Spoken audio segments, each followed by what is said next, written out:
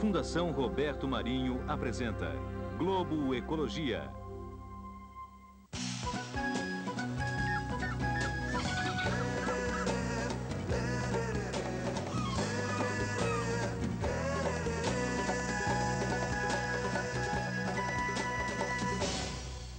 Tem um ditado carioca que diz: se Deus criou o mundo em 7 dias, deve ter dedicado um especialmente ao Rio de Janeiro.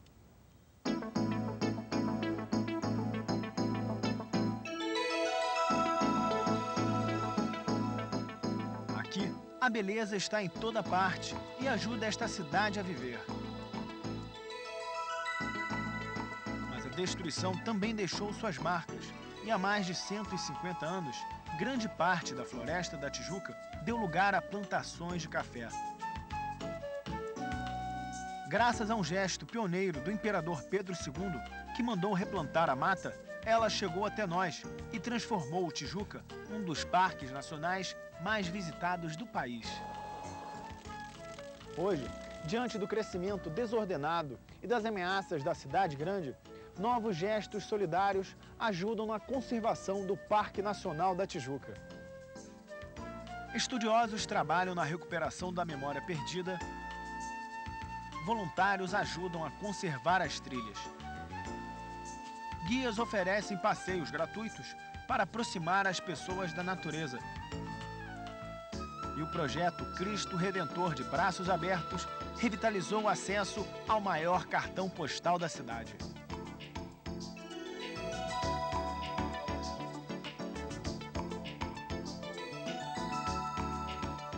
O Parque Nacional da Tijuca foi criado em 1967 e se divide em 3 complexos geográficos: a Floresta da Tijuca, a Serra da Carioca e a Pedra da Gávea.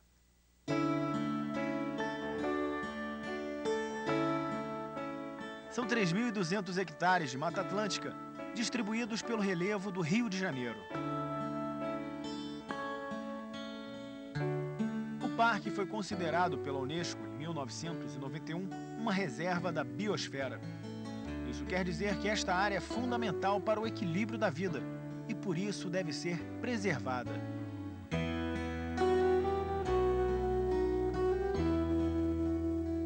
Se nós tivéssemos um Rio de Janeiro sem o Parque Nacional da Tijuca, sem a sua floresta, a situação da cidade, em termos ambientais, seria infinitamente mais prejudicada. O que o Parque da Tijuca significa para você? Olha, o Parque da Tijuca significa vida. Eu adoro isso aqui, eu amo isso aqui. Eu vivo em função...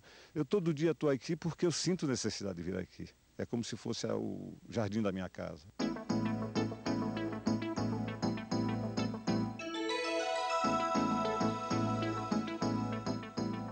O Parque Nacional da Tijuca fica no centro do Rio e ajuda a regular melhor as pulsações da cidade. Ele faz parte da nossa identidade. Tem a cara de quem vive por aqui.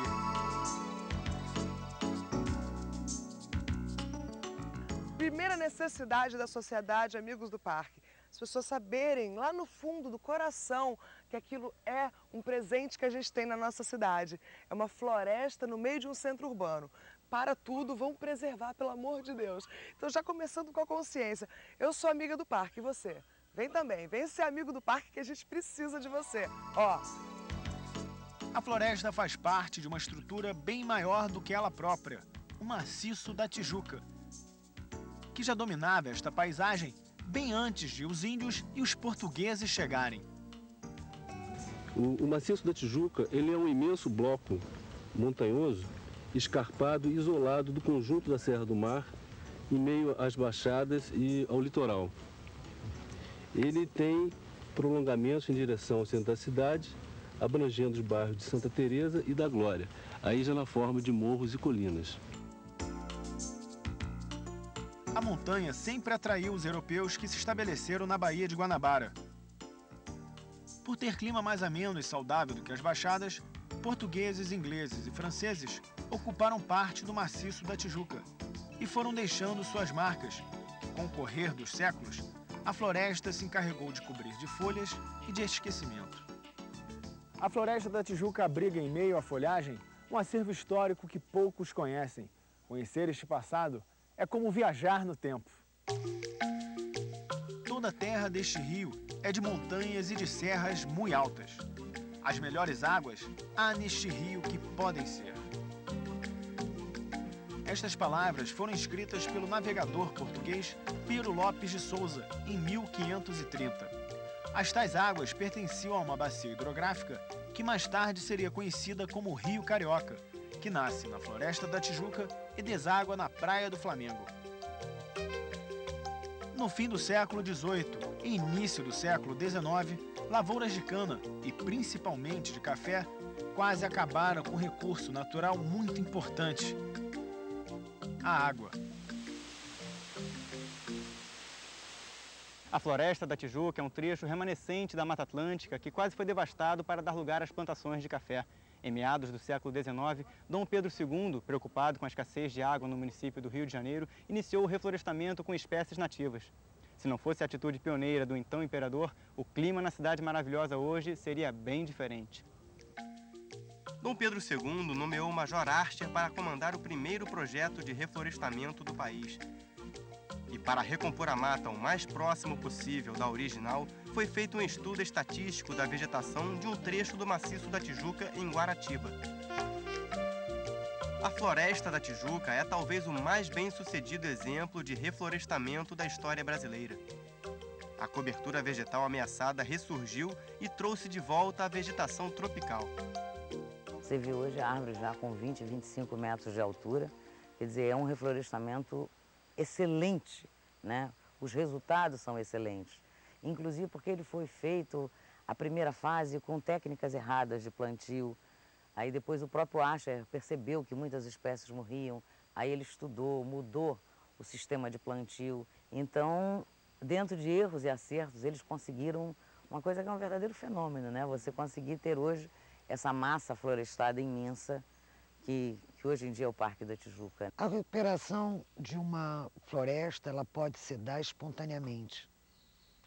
O mais importante do que a intervenção propriamente dita é a proteção dessas áreas.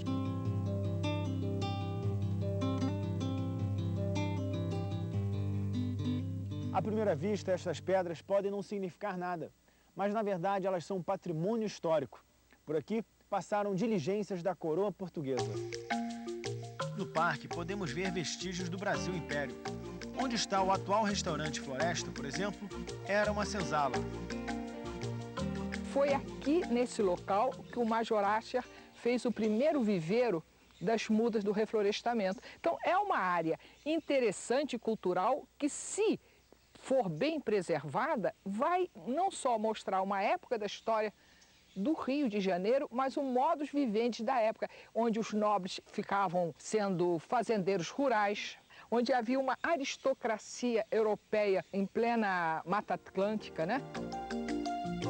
As antigas chácaras e fazendas dos europeus estão por toda parte. Dentro do Parque Nacional da Tijuca existem quase 120 ruínas remanescentes do período colonial. Nós estamos dentro de uma antiga fazenda de açúcar que foi construída no final do século XVIII e que resistiu quase 200 anos, até 1996, quando uma forte chuva castigou a floresta e abalou as estruturas da casa. Hoje, os arqueólogos lutam para preservar esse patrimônio histórico e não deixar que ele vire pó.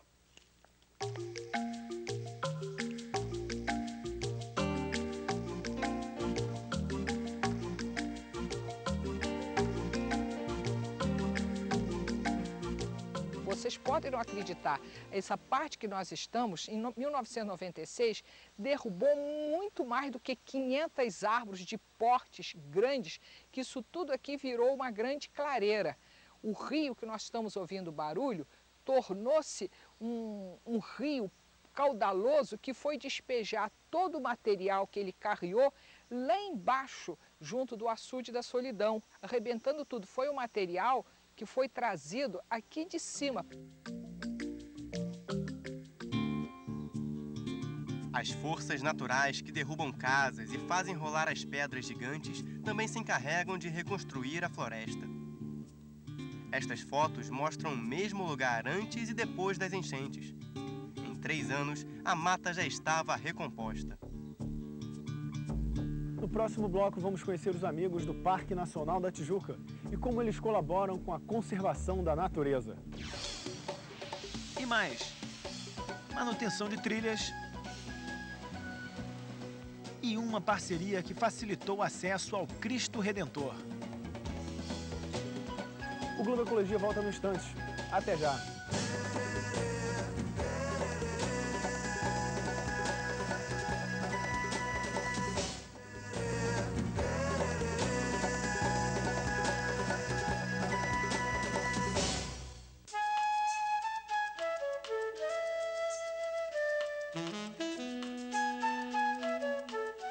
Atualmente, o Parque Nacional da Tijuca é candidato ao título de Patrimônio Natural da Humanidade, concedido pela Unesco, e também está tentando a sua certificação ambiental com a implantação da ISO 14001. Para que isto aconteça, é preciso retirar os moradores ilegais do parque, proteger a área contra incêndios e catástrofes naturais, melhorar a infraestrutura e a segurança dos visitantes. Mas para transformar esta realidade, ainda há muito trabalho pela frente e todos os esforços são bem-vindos. Um projeto que vem sendo desenvolvido é o Programa de Voluntariado. Nele, a população atua diretamente na conservação da natureza e do parque. Por estar dentro de um parque extremamente urbano, a Floresta da Tijuca sofre os impactos da frequente visitação pública. Aqui na trilha da Cachoeira dos Macacos, os voluntários fazem a manutenção dos degraus ali na pedra para impedir que novos acessos sejam criados e danifiquem a mata. Nas caminhadas também é recolhido o lixo e até velas acesas dentro de troncos secos. Um perigo iminente para a floresta.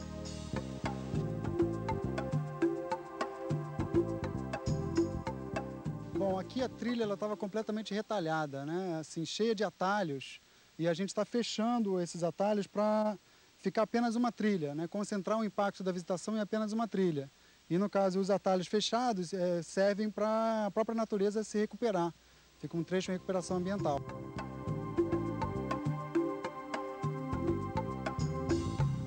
Como todo cidadão que se preocupa com a sua cidade, né? E até como montanhista, que a gente frequenta bastante essas áreas, né? Então a gente tem uma certa preocupação em relação aos cuidados que a gente tem que ter com a segurança, né, e com o próprio meio ambiente que está se degradando, né. Então acho que o trabalho voluntário das pessoas, né, que moram aqui é muito importante para isso, né.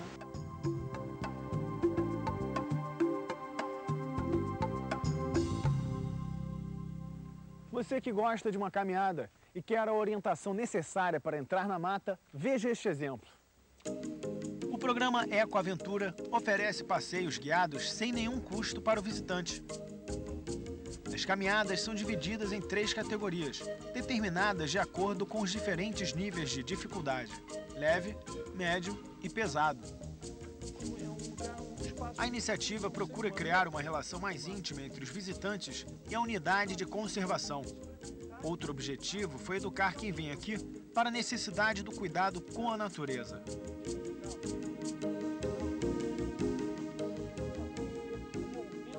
A trilha aqui é muito agradável, o dia hoje está perfeito para caminhar e eu acho que aqui é realmente um entretenimento ótimo assim, para quem curte ficar aqui perto da natureza. O melhor programa é conhecer a Floresta da Tijuca mesmo. É um lugar muito importante para a educação, tanto ambiental como geográfica e histórica, já que aqui é um centro de muita coisa da história até do nosso país, né?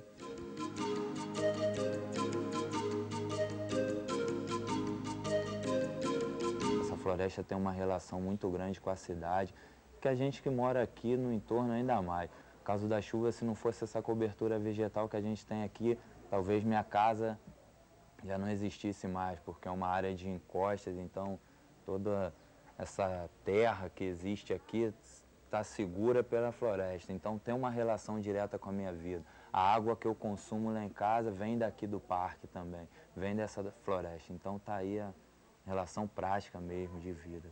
Então a ideia, o intuito é ensinar o visitante como se comportar numa unidade de conservação, né? Então seria um intuito não só na parte de educação ambiental, mas ele conhecer também um pouco da fauna, da flora e da história do parque.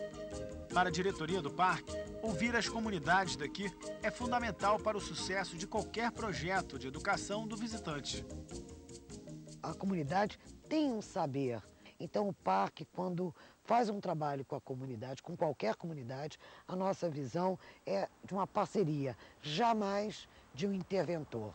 Não temos uma qualificação, não somos nenhuma autoridade, somos um parceiro. E primeiro temos que escutar essas demandas.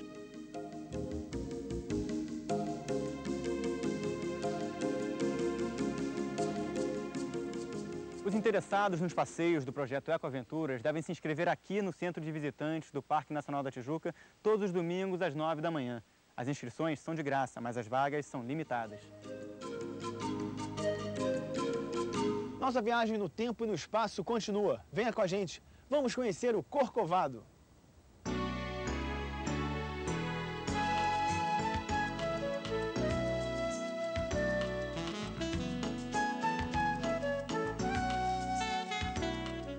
Um passeio pela história do Brasil, tendo como cenário as belezas da floresta. O trenzinho do Corcovado fez sua viagem inaugural em 1884. Em mais de um século de história, ele sofreu algumas mudanças. Deixou de ser a vapor e passou a adotar um sistema movido a eletricidade, não poluente. Hoje, mais de 600 mil pessoas passam por aqui todos os anos para chegar ao cartão postal mais famoso do Rio de Janeiro.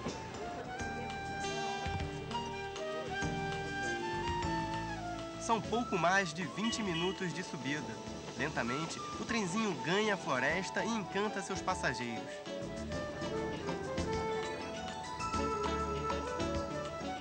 A maioria dos visitantes é estrangeira.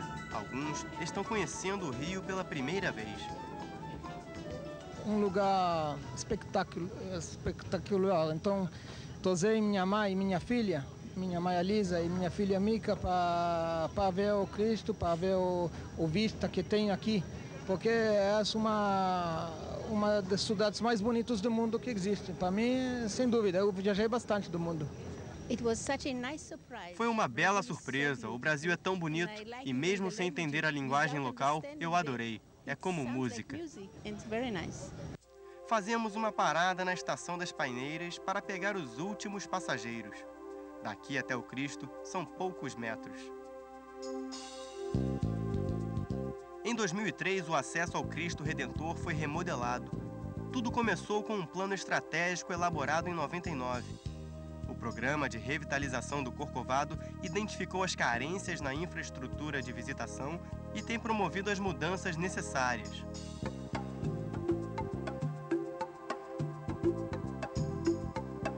Os engenheiros também procuraram causar o mínimo impacto na paisagem.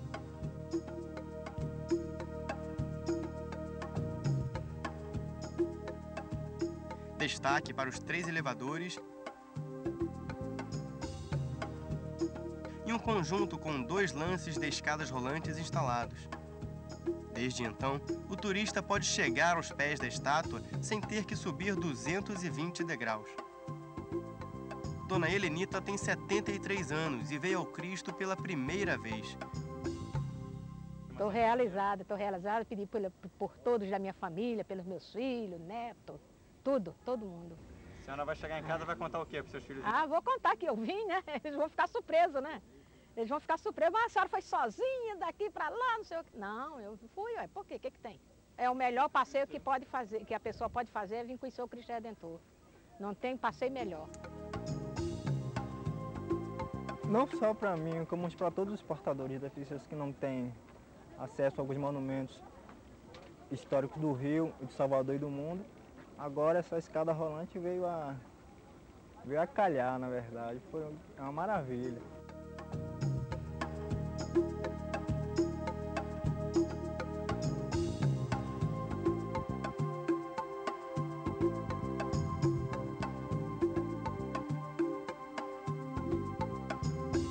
O projeto de revitalização não é apenas uma obra.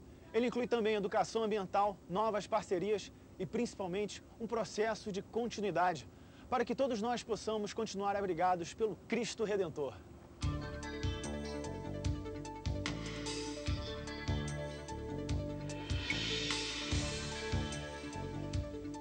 O Globo Ecologia de hoje está acabando, mas a gente volta no próximo programa.